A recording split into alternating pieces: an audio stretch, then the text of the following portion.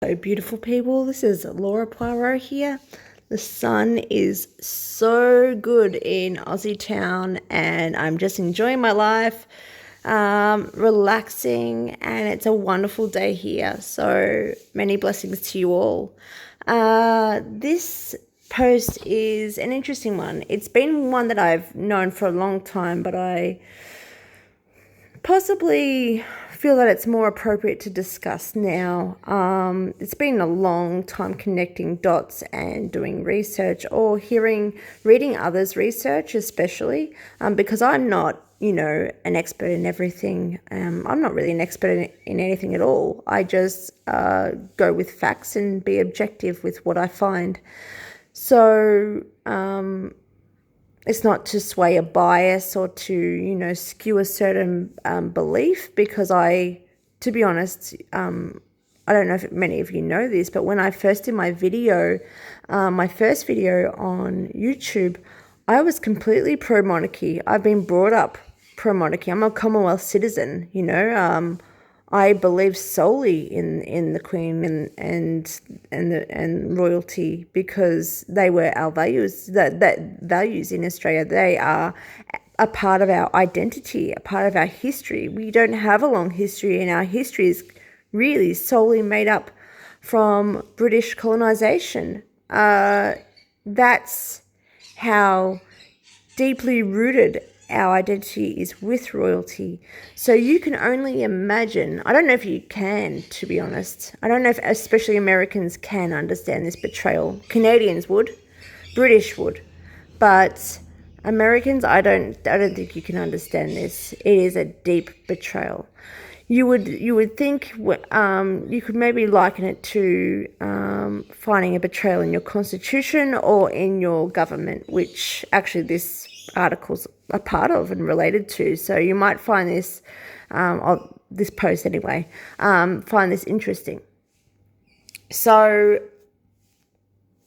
Lord Rees-Mogg, the current Lord Rees-Mogg, Jacob Rees-Mogg, who led Brexit, which was just a load of psyop bullshit, is the Lord of the Privy Council.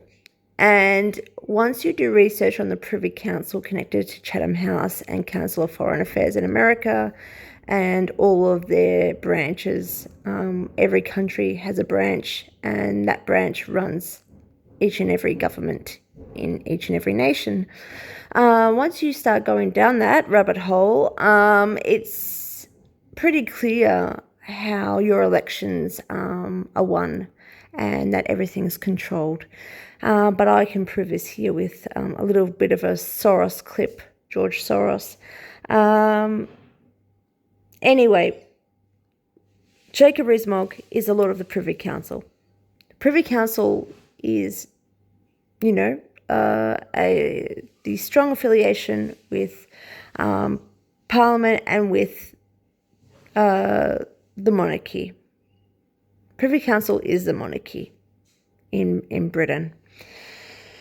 So he's very high up, and funnily enough, he's very anti-China, supposedly, but has so many investments in China, it's not funny. You can find this all out if you are willing to do the research or read up on Twitter so many people have done this research. This guy's a complete and utter, he just goes by a script, whichever script it is. One time it was Brexit, now it's anti-China. God knows. But this whole anti-China facade is a facade. It's not real in developed nations, because the developed nation, Britain, and the monarchy created China. And this is how I'll explain that story to you. So Lord Rees-Mogg, when he wasn't the Lord, but his father William was, who was a BBC journalist, wink, and pretty much, I would say, an intelligence operative or very, very high up instructor of the Crown. The Crown is higher than the monarchy. The Crown is related to the Vatican and to the papal nobility in Rome and the Roman Empire. But that's a different story altogether. I won't go into that. that will be just pretty much what you would say hoo-ha at the moment, because this is all so much information. Anyway, the William Rees-Mogg, Lord Rees-Mogg at the time, especially in the 90s and the 70s and the 80s. In 81, he was knighted by the Queen. Was he knighted by the Queen? Yes, he was. He was knighted by the Queen in 1981. He was a fake journalist, but really the orchestrator of, is that what you call multipolarity? So pretty much just this whole current state of our world of globalism. He could forecast what will happen with the digital future of the world before internet was even created in the 1990s. You can read all of his books. Very, very interesting man. Knew too much at the time to not be somebody of significance, and then to be knighted in 1981. Anyway. He created Soros as well. He created George Soros. You can find all that information by Richard Poe. He's a wonderful American investigator, and he's got a lot of work that he's done and completed. And he found out all about who created Soros and who created communism, which is the same sort of people and the same nation. So I believe, and this is my logical explanation for all this, he created China through British investors starting from the early 1990s. And if you think about all of the industries that have died out in your country, in Germany, in many export-driven countries, you can understand why China was created economically, and also, politically as communism, and then also as an enemy, a projected enemy that isn't particularly real. And you can understand the benefits there of that. But you can understand how all the industries that have died out in your country or are dying out, making you more self-reliant of the current economic situation, on currency, on certain resources, on offshoring, especially competing business-wise. It's all into China and to Asian countries. You can thank Lord Rees-Mogg for that. And you can understand that's more toward the globalist agenda and globalism in general. God, that was a really long explanation. But this is Lord Rees-Mogg, William. He's got many books. You should have a really good read of them. So Lord Rees-Mogg with George Soros and Henry Kissinger. Kissinger being a self-professed agent of the monarchy, of the Queen. You've got to understand relations here, okay? But anyway, this really all started in 1974, earlier, of course, after World War II, in around 1945, the creation of the UN and so forth, and before that, was it the League of Foreign Nations? Before that was a prototype of the UN, before the UN, and all of this stuff, it's all connected. So Kissinger had a UN speech, a global UN speech. Every country's government attended, and there was a pact, an agreement created in 1974 that really started the one world economy, built by UN and Henry Kissinger. Henry Kissinger being a self-professed agent of the Crown, of the monarchy, and of the Queen. So Very, very interesting. You think it's just all Prince Charles, and you think it's all, well, no one really wants to believe it's Prince William or Prince Harry, but they're all in it. They're all promoting it. Vaccines, global policies. I've just shown you that literally British media are saying that Harry is there with his fake shell organisation to promote global policy. And I've shown you in my high treason video that he's actually changed Australia's policy on misinformation and pretty much online digital protection and censorship. So there's that. So by 74, there was a pact.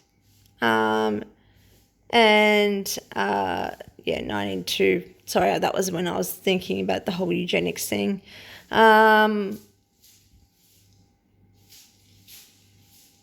This is a quote. I think this is by, this is probably Maurice Strong, a Canadian who was pretty much involved of UN and was affiliated with, what was his name, Prince Philip, in their club. I think they created a few things together. So this is a Canadian that was very high up, very significant in all of this stuff. So here's a link. I will link you to the Instagram post here that I've put up that you can read. Here's a link of how Kissinger became an asset of China. You can have a read of that. And then, of course, here's about the Chatham House 1982 speech of Kissinger bragging about being a British agent and being an agent of the Queen. In his speech, Kissinger stated that he had pursued British policy in these positions irrespective of the sovereign concerns of the United States, which he ostensibly was serving. Excerpts from the speech entitled Reflections on a Partnership, British and American Attitudes to Post-War Foreign Policy include the following statements.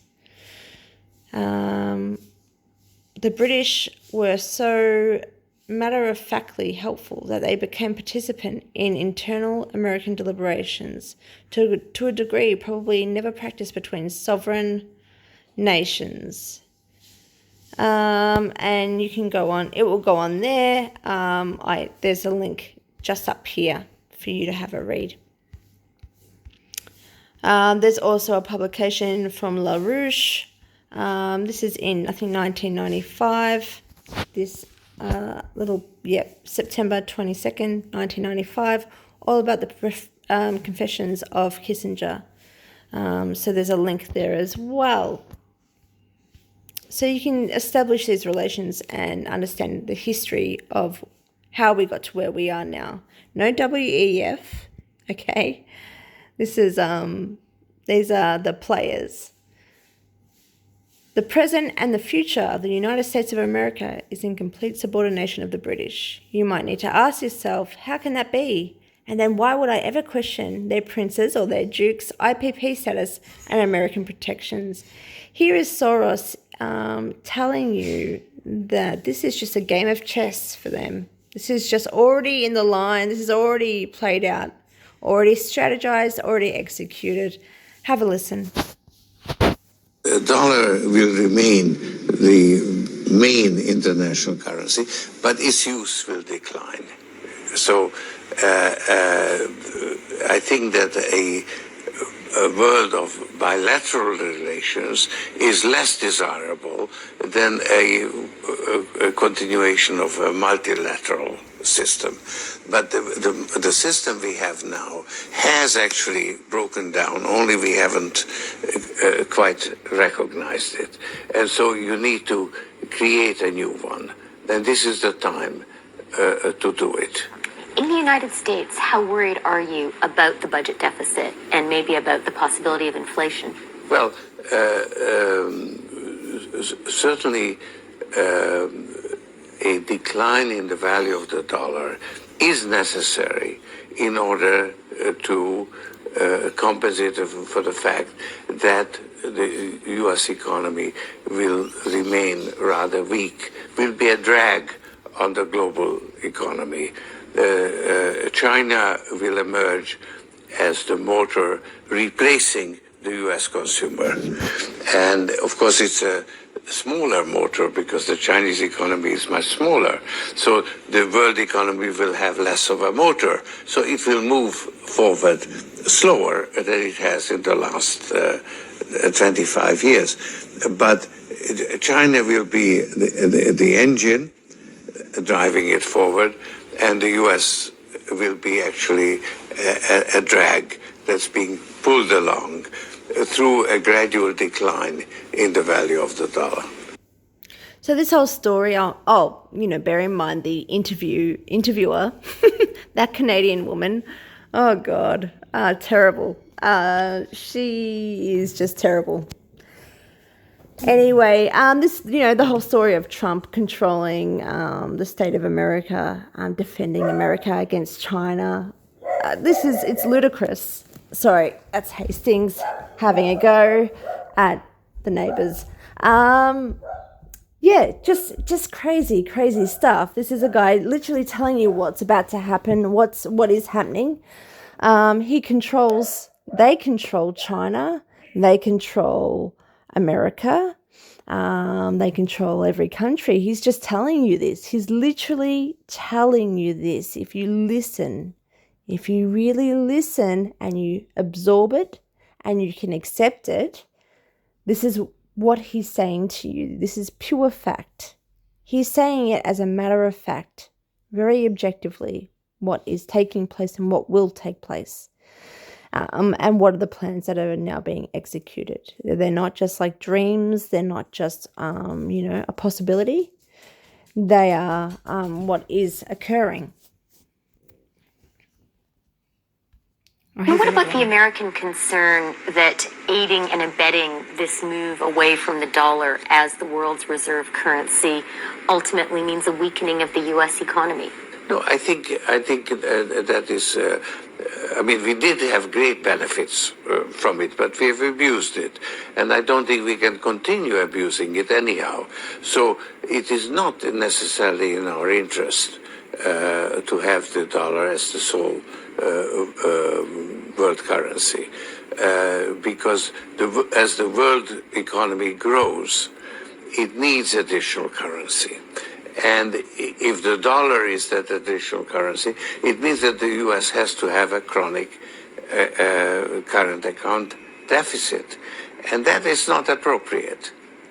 So I think it's in our interest as well to reform the system. It's not necessarily in our interests. It's in our interests. Whose interests? If you're a British asset, whose interests do you think they are? So we've established the relations between the Crown and Kissinger and Soros at this present time in my post. Now it's more back towards Lord Rees-Mogg.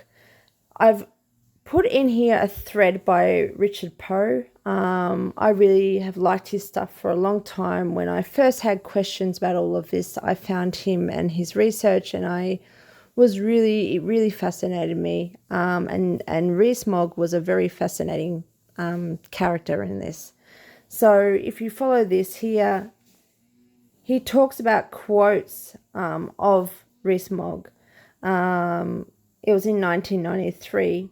He started by saying, "There is a great swing of the pendulum of wealth and development from Europe and North America to Asia.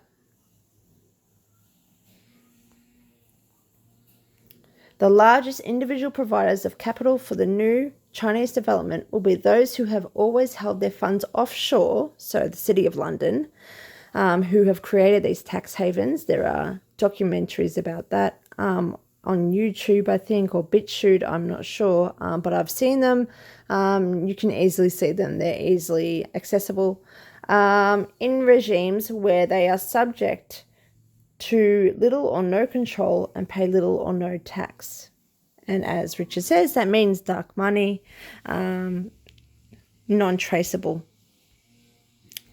In the same article, Lord Rees-Mogg pointed to George Soros's Quantum Fund as a prime example of such a tax haven investor and investment for China.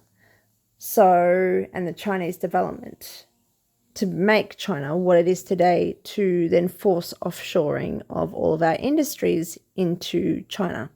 You can understand what's happening here. And then now to make China our leader of the new empire rather than the US. But these are, just mere puppets. Rees-Mogg promised Western investors that their contributions to China would be richly rewarded. The Chinese will never do anything to alienate the capital China needs. So that would mean they're completely reliant on this partnership, almost like the creation of Israel with soon to be Israelis. The man who established Israel was completely dependent on how and who and why, and when the British would create Israel, and they needed to make it strategically beneficial for them. And so there were many deliberations about where that was going to be. Didn't even have to be near Jerusalem. There were many countries involved, and then they fell into Palestine as their primary decision maker, because they had the Delta and pretty much the trade that they would need protected, of all the jewels and economic trade that they would need protected. And that was how Palestine came to be.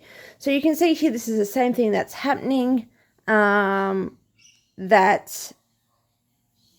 China would never do anything to alienate this partnership and the investments that are needed to help them develop. So they've been completely, controlled and subdued, and finally they're pretty much getting people like a beggar. They're getting these rich people throwing pennies at them, and they just won't do anything to jeopardize that. China depends on offshore capital and will remunerate that capital proportionately. So you can see here, there was a promise of investment returns for the creation of China. And now, if you've ever been to China, worked in China, you know about China, you know how rich, how wealthy China is now, and how well they've built it up. In 1993, Rees-Mogg urged Western investors to help create a prosperity in Asia that will sooner or later equal our own in China, in other Asian nations, and probably India as well. China is the last great frontier of opportunity. The last. So, and then that goes back to Soros's clip, which is exactly what he's talking about. They want China to then take over the US rule of currency and of economy, of global economy. The early 1990s have been a great period of world depression, except in East Asia, the Chinese economy is growing about 4 times as fast as the American, doubling every 9 years or so. Yeah, that was just a sell. An absolute sell. If you're controlling their whole situation and their state, then however they're developing is completely controlled as well. So you can just go down here, he has literally quotes from Lord Rees-Mogg in the 1990s before he passed away, explaining the strategy. So when you think of China as well, politically, communism exists, and communism was created by Churchill. He was the first to speak about it in articles in the early 1900s, and then he helped create the enemy of the Jews with the Bolsheviks and so forth, and Lenin, Trotsky, and Stalin were agents of the crown to lead this, basically the prototype of China, which is communist Russia, and what it would entail. And that was the beginning of communism, the beginning, in a way, of China through Russia. And once, that was all done and dried up, they moved on to China in the 1990s. But you can see here, through information gained online, that Cecil Rhodes was any part of the Round Table. Basically, all of these decision makers. He was the one getting Queen Victoria to employ communism, that it was a political front. So it's not just no one ever questions where communism, how it came to be. They think it just came from socialism. Socialism is entirely different. Nay, it was a controlled term as well, and one made up by was it Marx, and he was who knows Marx, his actual history, and where he began and how he was created. Communism is very, very different from anything, and it was supported and promoted by Rhodes, and thus Queen Victoria in 1902. So you can have a read here. Yeah. Of course, Rothschild was involved, but Rothschild is not the history of Britain. When the Bank of England by Churchill, his ancestors, was created, it was not through the Rothschilds. The Rothschilds weren't even in UK by then. So you've got to understand that, back in the history of communism, Iranian oil was a gift from Trotsky to the UK, to the monarchy and the crown. There's always a gain and there's always a benefit. So this is why I'm wanting to discuss this, because you've got to, things fall into place. It's not just WEF. If I'm talking about high treason against, Prince Harry and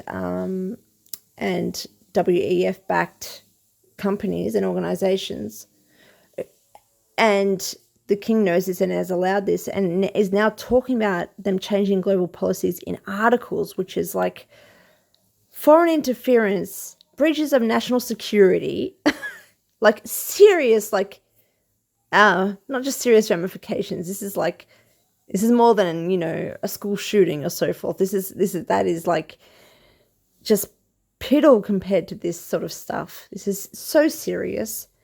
And then that would be then against treason against the Parliament and against the Parliament's agreement with the monarchy, which is meant to be a constitutional monarchy, not meant to be involved in politics whatsoever, not meant to be involved in global policy whatsoever. And that was based on the execution of the king. I forgot which one it was, but when this all started and how the monarchy came to be constitutional and not ruling the nation and having a parliament in UK, this is all founded based on this. And then also the relations with every Commonwealth country. You're not meant to be ruling the Commonwealth country. You're not meant to be changing their policies. That is breaches of national security and treason. And no one talks about this. But But you can start believing in our betrayal in regards to these sort of moves and this strategy starting from the 1970s and earlier, of course, World War II kind of stuff. And then if you think about communism in the 1900s. And you can use Australia as a classic example of that. Our car, coal and wool industries have completely gone to shit. Our car industry has completely gone. They've been sold off. Holden's been sold off to GM, and it's all offshored. Textiles all offshored. Coal, they're trying to kill our coal now. Coal is exported to China and to Japan. It is one of our main industries, and it's if you go through the history even of your nation since the 1970s when that pact was made, you can understand there's some sort of pattern going on. I really suggest strongly you have a good think and you think about how your exports have just completely died out or become very weak and have made us self-reliant on an economy that's economic policies that are completely controlled by a global agenda. So we have now an artificial housing market that started since the global financial crisis. That was to cure us from the global financial crisis, supposedly. That was meant to stop us from being a part of the depression that then came for every other country except for Australia. And we were, put up on a pedestal and praised. Sorry, that's Hastings again. We were praised for it, and now this is a bubble that has 17 years hasn't burst, and you're thinking, oh yeah, it's all natural. Economics is all natural, not controlled whatsoever. And they're putting us into a corner of desperation. And so if our food supply was to become an issue, if anything was to become an issue, our property, buying our homes it's now become impossible. And in my lifetime, when I was brought up in my childhood, it was that was all you could do is everyone could have a home. It was the land of plenty. This was unspeakable. That was unheard of that this would ever occur in our lifetime, and yet it has. This is more of a video of Noel bin Laden talking to Richard Poe about the whole strategy and execution of the British. Our country. Why target our country? Well, for the same reason Sun Yat-sen explained back in 1917. First, the British go to one country A and say, why don't you attack country B for us? When country B has been defeated, then they build up another country to attack country A, so they don't become too powerful. And what do we see happening right now? We see China suddenly built up to be a superpower, which supposedly is able to rival the United States. And how did this happen? Back in the early 90s, Lord William Rees-Mogg, whom I have dubbed the man who created George Soros, who was also a proponent of feudalism 2.0, as you also wrote about. Yes, exactly. Rees-Mogg, who led a campaign through the press to encourage Western investors to pour money into China for the express purpose of building up China into a global superpower that would rival and surpass the United States. He said, power is moving from west to east, and we must help it move. He was saying this openly from the pages of the Times of London. And he was saying most of this money will have to get to China through offshore banking havens, what we call dark money today. And Rees-Mogg in the early 90s used Soros and his quantum fund as an example. He says, this is an example of the kind of institution that will be very useful in siphoning money into China for this noble purpose of building up China into a global superpower. So now we're being told China is so powerful and now we're going to have to fight them. Everyone has forgotten that only 30 years ago, Lord William Rees-Mogg was exhorting the global investment community to cause this Chinese threat to happen, and how short our memories are, and how terribly we suffer, and how terribly we must pay for having short memories and not remembering how these situations came about in the first place. So that quote that he was talking about the British stratagem was from 1917, 1917, that year, just after Titanic sank. This is how long this has been going on for, and what the rule, how the rule works, the ruling works. So, yes, yep, that was my post. I hope you enjoyed it.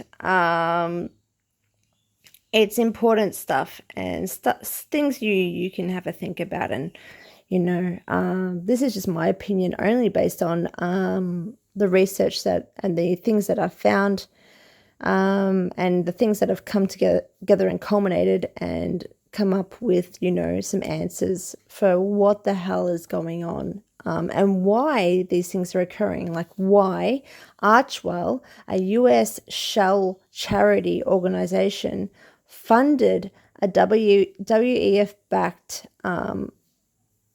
Australian trader and companies from other countries, foreign countries, to influence Australian government policy into forcing us into globalism and global agenda. How is that allowed? How is this happening? And this is just food for thought. Thanks so much, guys. Talk soon.